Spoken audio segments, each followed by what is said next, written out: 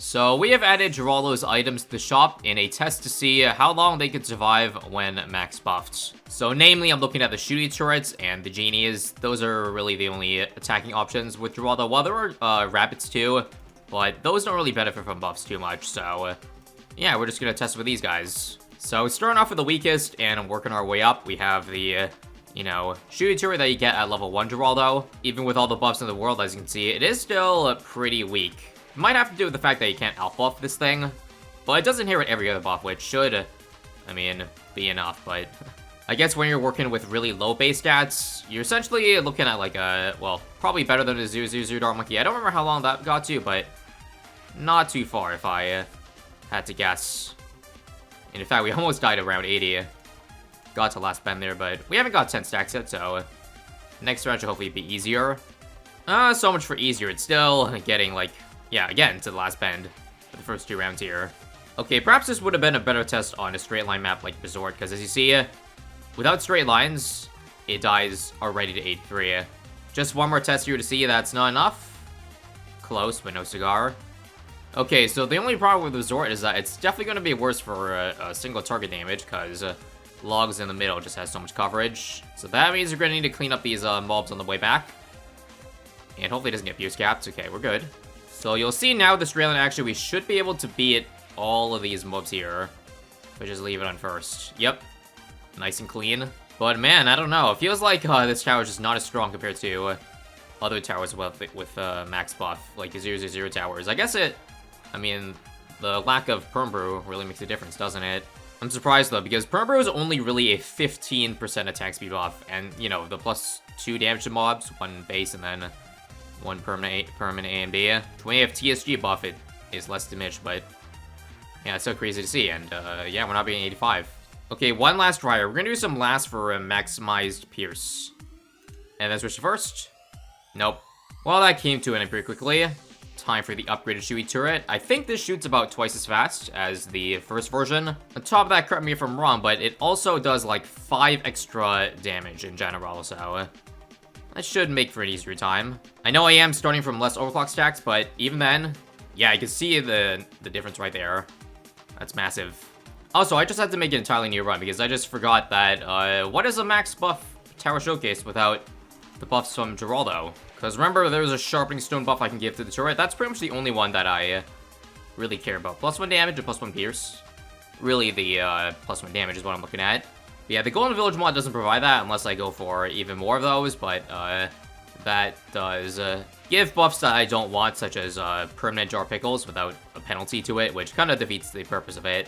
And yeah, by the way, we're not using pickles, because if anything does more than 5 damage, then it's not worth using because of the attack speed loss. There is also some merit to using the invisibility potion too, because this increases the range of the turret. As you can see, it is bigger now that I've buffed it. I'll just have to remember every 10 rounds to refresh that on the turret. It's kind of hard to see because it's just so high up that the panel kind of misses the amount of rounds left I have on the items. But I think I see a 12 and a 3, whatever that's for. Well, let's see if we can even survive till the next refresh on those towers. 95 here. You can see it's getting fuse capped if the red arrows aren't going through, but it's not bad. I'll also take a look at DPS counter. I think we were seeing like 5k for the 95 wave there. Not too shabby. Alright, beat 97 here, and we have lost, I think, Sharpening Stone, so let's give it back for 98. Definitely gonna get Pierce Cap this round for sure. Yeah, that's the problem with Resort. Like, even though it has straight lines, like, there's other mobs in the way when the Cerams are exiting. So I don't know what I can do about that.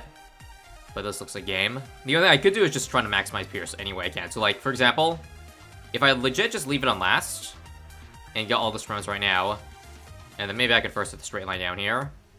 That actually might not do too shabby. Back on last with the Cerams. I don't know about you, but I think that performs a little bit better. Although I don't think it'll make a difference. Yeah, not with all these mobs on the screen, right? There's no way. Alright, last try of the turret. If it doesn't work, it doesn't work. And, yeah, we're not even close, are we? Nope. Okay, and back to logs where I want to just try once again with the shooty turret V2, just to see if he could give me a make it to 98, but nah. Dies 95, so alright.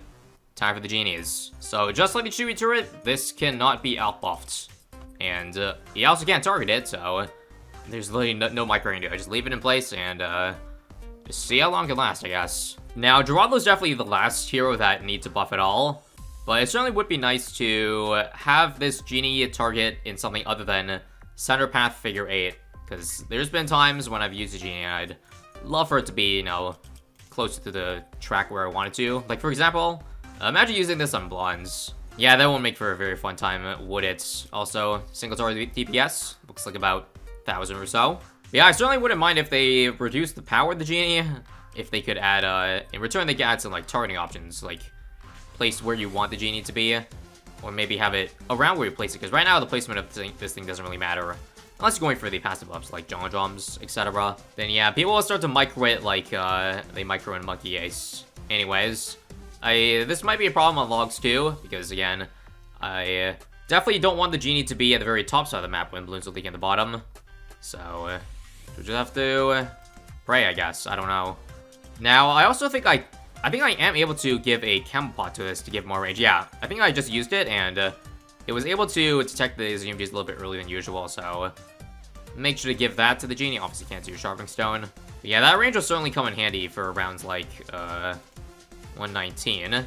Boys, we've got Arcane Spike at home, and needs to say, it is glorious. And yeah, consider the fact that it only costs $2,000 in Geraldo's shop. I know it only lasts 2 rounds, but you know, most of the time, you only, or your biggest problem is just 2 rounds at the first place, so you can only, we can just pull the Genie for those 2 rounds, and there you go, you got a extremely valuable tower for such a low cost. Again, part of what makes Geraldo best hero. If we're talking about, you know, BT6 abilities, I think there's certainly better heroes out there when we're talking about outside of BT6, but yeah, anyways, very nice amount of pop counts on the Genie bottle right now, and I think its bolts can, do they seek at all?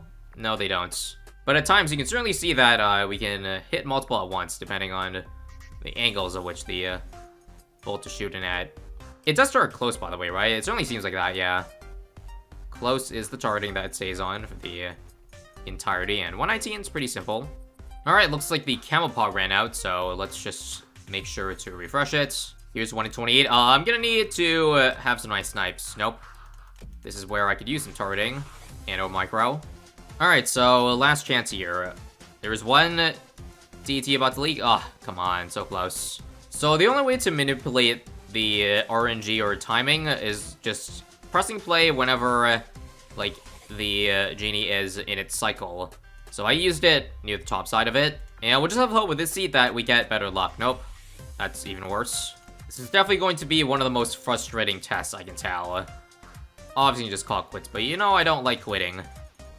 Oh, come on, that's so close. So what was the best run? Near the top side. Let's start near the top right, like that, again. This run, snipe. Okay, I can take those lives. This looks great. I just need to... Nope.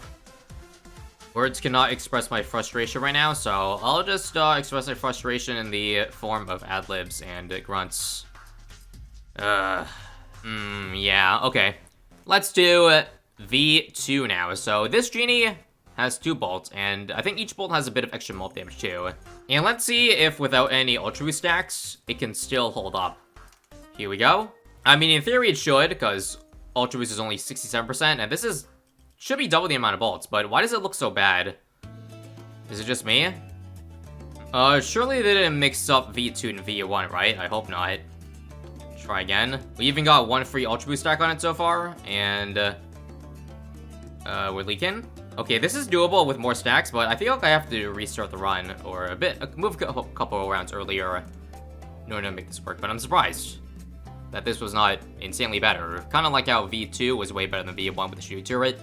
Okay, yeah, hang on. I'm doing a test with Geraldo here, with the Genie from the actual shop here, and look, it's actually doing way better without even overclock stack, so I'm not sure what's up, but this Genie on the shop here is a lie. So watch this test over here. Both Genies are the same. They look visually the same, but look at the pop count difference. And tell me it's not just me seeing things. It's actually not much bigger of a difference than I thought. I thought this was like more than 2% stronger, but it's really just like 30%, 40%. You know what the problem might be now that I'm looking closer at this? Is that the one on the left, the V2 doesn't actually shoot out 2 bolts. It's only one of them. You can see the other one. There's 2. But this one just stays at 1, which could explain why it did worse. So apologies for the scuffness, but I think what we might need to do now, assuming my theory is correct, is that we need to drop 2 of these Genie towers, because you might say, why don't we just try it in Sandbox with the geraldo Genie bot? Well, the thing is, you can't actually overclock it, and that actually might be an oversight for this overall test here, because yeah, that kind of kills the quote-unquote realism that I try to aim for in these types of tests, but whatever. Now, because of that, I am going to need to add an extra overclock and a tech pod too, because I need to, you know, Ultra Boost 2 different towers here, so once this hits 10, I'll move on to the next one, but both of them should at least have an overclock like this. And I think with that, we've now hit 10 Ultra Boost stacks on both of the Genies, so hopefully this one should have no more problems from here. Famous last words. And as you see, a single target isn't so much better individually speaking, because it's only a couple more molt damage than the main Genie, but double the Genies means we're able to at least be at 140 here, right? Oh my god. I can't tell if we got unlucky or lucky there. But, okay, we leaked another ceramic. This is gonna spell disaster later on. Okay, well, I'll gain back some mash shield, so I can afford to leak, I think, 1 more ceramic. Any more than that, though? And that's a rip. And also, I think we're dead here. Yep. Again, the things I would trade for a bit more reliability. Because this spray is just, like, all kinds of whack. Also, is it just me, or does 142 have 3 pads clumped together? Don't remember free play round being this tight after 140, but alright. And because of that, we're gonna leak DT's insights again. So, like, the Genies have no problem if there's only 1 target on the screen, but when there's multiple and it's focusing the wrong one, yeah, I'm gonna have a really bad time. So I need some luck again. Good luck. 2 cerams getting far. Nice snipe. And there's more cerams getting far, so quickly. Thank you. At this rate, though, we're gonna need to be restarting, like, every other round. Because when shit like this hits the fan... Oh, yeah, I don't know about this one. Honestly, I would say this 25k cost and 21k cost in the shop is pretty accurate. Well, I guess this should be a lot cheaper, but... You know what I mean? This feels like the power of, like, if this thing wasn't temporary and it was permanent... Yeah, it sounds like it costs 25k.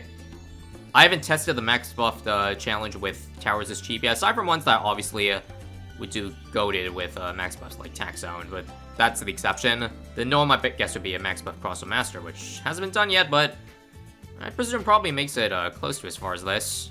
The 140 seemed like the round where a tower costing that much should die, and I'm only gonna try a few more times here. If it doesn't work, it doesn't work. We've leaked the once ram for a lot of this round, and let's see if we get lucky enough. Nope, we're on the top side. And that's game. Alright, couple more attempts.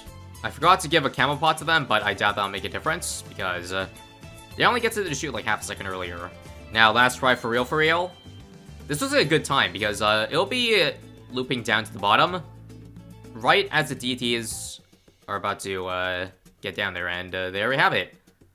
A couple more cerams here, that I'm probably dead too. Yeah.